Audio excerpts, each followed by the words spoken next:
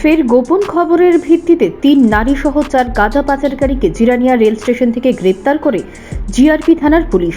তাদের কাছ থেকে ৩টি ট্রলি ব্যাগে ৪৭ কেজি ১০০ গ্রাম গাঁজা উদ্ধার করা হয়, যার বাজার মূল্য ৩.৫ লক্ষ টাকা হবে বলে জানালেন জিআরপি থানার ওসি তাপস দাস। গতকালকে আমরা একটা গোপন খবরের ভিত্তিতে জিরানিয়া রেল স্টেশনে ৩ জন মহিলা এবং 1 জন পুরুষকে আটক করা হয় এবং সেই সঙ্গে জিরানিয়া থানা এবং বিএসএফেরও সহযোগিতা নেওয়া হয়েছে।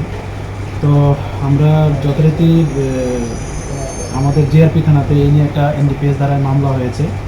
তো তাদের নাম, একজন মহিলা, ওনার নাম সবিতা পাল, বাড়ি গৌতমনগর 2 নম্বর, যা বিশালগড় থানার আন্ডারে। আরেকজন হলেন শ্রীমতী রিঙ্কু নমো, যা সূর্যমণিনগর আমতলী থানার আন্ডারে।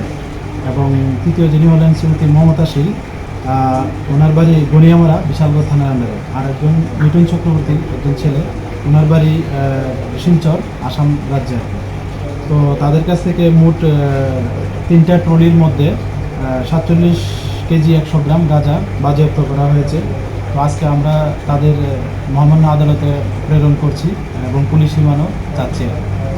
আনুমানিক বাজার মূল্য কত হতে পারে? আনুমানিক বাজার মূল্য 47 কেজি, তারা তো বলেছে প্রায় 8,000 টাকা করে কিনেছে।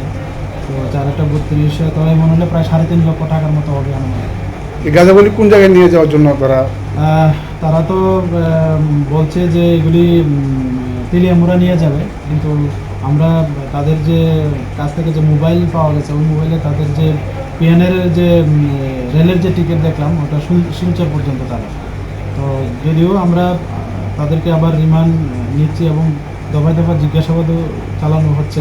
তো আরও দেখবো কি বেরিয়ে আসবে। বুধবার তাদের রিমান্ডের আবেদন জানিয়ে আদালতে তোলা হলো। এত পরিমাণ গাঁজা নিয়ে মহিলারা বেরিয়ে পড়ল, এদের সাহস কতটা? Bureau report, news prime Tripura.